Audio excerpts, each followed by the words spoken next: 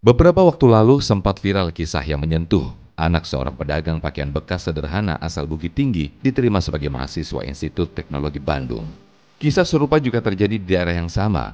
Anak seorang buruh kayu kulit manis yang juga diterima sebagai mahasiswa undangan dari ITB. Bahkan orang sekampung siswa tersebut urunan untuk membiayai keberangkatannya mengejar cita-cita di tanah Sunda. Keterbatasan ekonomi bukanlah penghalang bagi anak muda yang bersungguh-sungguh untuk menggapai pendidikan tinggi. Kholis Roja Wadallah juga memiliki cerita yang hampir sama.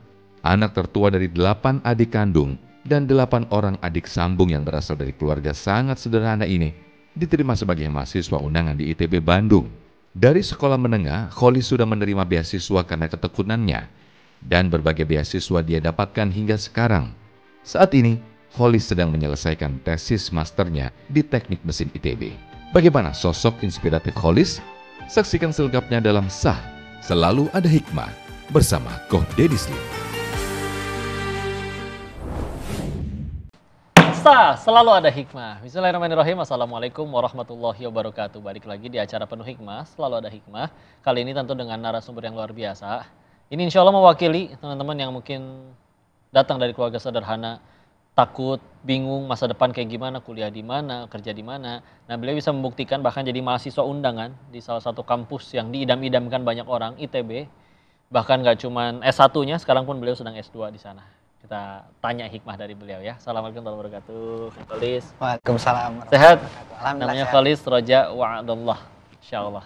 Pengen cerita dong, Kang Kholis, gimana perjuangannya sampai akhirnya bisa jadi mahasiswa undangan dari ITB itu. Wah, itu.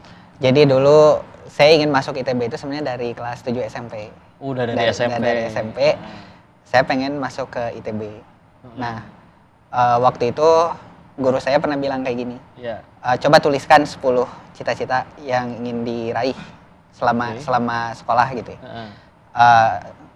Ini saya tulis lah, salah satunya ingin masuk ke ITB. Dan saya kebayang waktu itu untuk masuk ITB itu berarti perlu nih belajarnya giat, nggak bisa seperti dulu. Karena dulu saya itu memang senang main game, ya seperti umumnya anak-anak lah saat SD.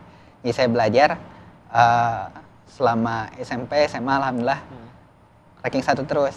Jadi dari situ jadi modal untuk bisa masuk ke undangan di ITB. Undangan itu diundang atau kita juga ngajuin dulu sampai akhirnya bisa diundang? Jadi kalau untuk masuk kampus itu kan ada 2 jalur ya. Iya. Ada 3 jalur sebenarnya. Jalur undangan, jalur tes, dan jalur mandiri. Ya biasa. Ya. Kalau jalur undangan memang melihatnya track record dari prestasi, dari raport, kayak gitu. Selama Jadi, SMA aja selama atau? SMA sebenarnya. Selama SMA. Salah satu syaratnya adalah harus selalu ranking 1 sebenarnya tidak.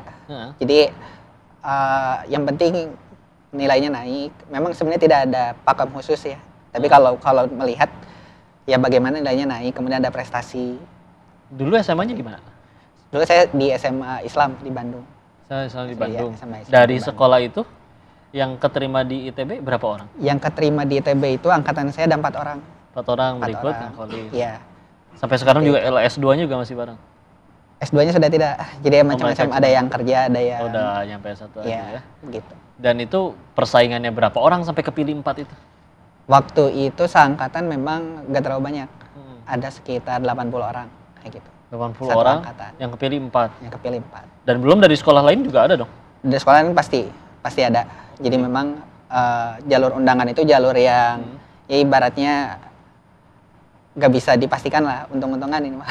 Oh, kayak visa mah roda ya. Takut belum tentu keluar ininya visanya. Terus tadi juga dapat info katanya banyak ini anak-anaknya, adik-adiknya. Berapa Ya, bersaudara ini Mas Kholis? Jadi adik saya itu ada 8 yang kandung. Kemudian saat saya qadarullah waktu di masa-masa Covid meninggal. Beberapa tahun kemudian ibu menikah lagi, sekarang adik saya 16. Berarti 16. Ya 16. Masya Allah. Berarti anak nomor? Anak pertama. Pertama. Paling kecil usia? Paling kecil, yang paling kecil itu sekarang masuk TKB.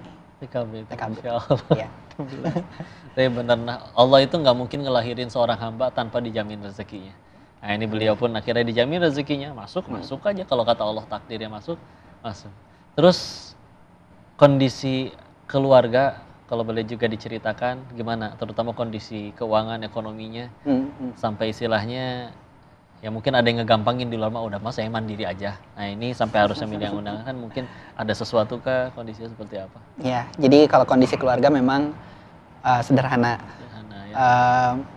Kalau punya iman gak mungkin bilang cukup dan kurang ya, karena selalu cukup ya. Tapi bang pasti cukup. Jadi dulu itu pernah ada masa-masanya kami itu untuk makan pun kita metik sayur, metik bayam di solokan.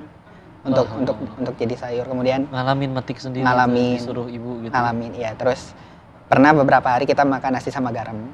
Itu pernah dialami. Waktu Kang Kolis waktu saya berapa? Masih sekolah. Oke. Saya masih sekolah. Pernah ada masa-masa kayak gitu. Jadi waktu saya mau kuliah pun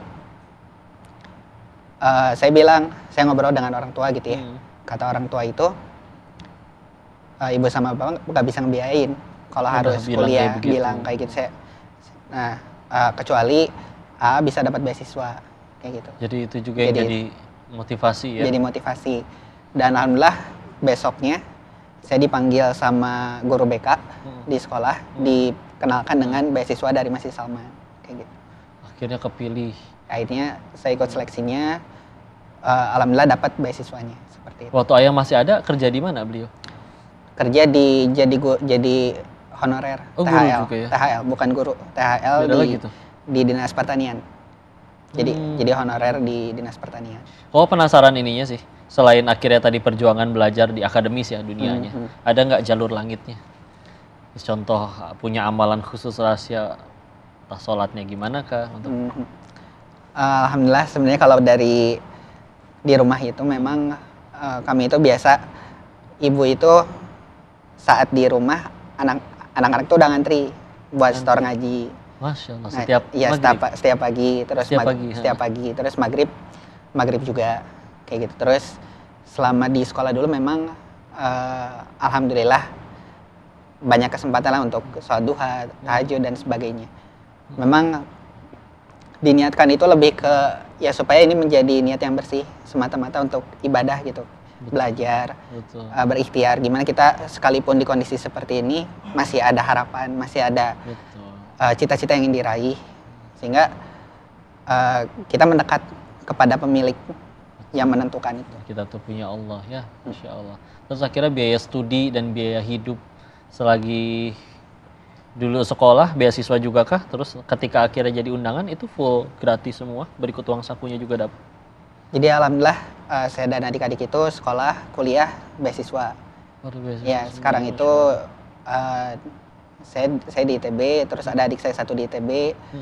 Adiknya juga jalur undangan juga? Bukan jalur undangan, adik-adik saya banyaknya jalur tes justru. Oh tes ya, lolos tes ya. Lolos tes. Ya, terus?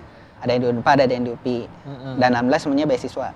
Alhamdulillah. Ya, alhamdulillah. Full beasiswa. Kalau full itu cuman biayanya aja, terus ada yang berikut uang saku gitu? Ada juga? Uang sakunya juga. Ada uang sakunya. Dikasih per bulan gitu? Dikasih per bulan. Alhamdulillah saya di Masjid Salman itu dapat juga per bulan. Karena khidmat di masjid? Karena lulus beasiswa, namanya beasiswa perintis. Jadi itu dari jenjang SMA diseleksi, yang masuk dari 2.000 orang, itu diambil 150 buat ikut intensif belajar. Nah dari situ masuk sekitar 75 orang ke ITB, 50 yang dapat beasiswa. Tuh, Masya Allah. Dan selain itu beliau juga aktif juga di dakwahnya, karena aktif sebagai ngurus Masjid Salman. Kita tahu ya kalau di ITB terkenalnya, dan masjidnya udah pada tahu Masjid Salman. Nah kita akan tanya lagi lebih lanjut hikmah dari beliau. Jangan kemana-mana, tetap di Sah Selalu Ada Hikmah. Ingin bagaimana maksimalkan lah, bisa bermanfaat untuk orang lain. Alhamdulillah. Karena apa-apa yang saya dapat selama ini, keluarga saya itu banyak yang bantu. Allah banyak kasih jalan lah untuk ke sana.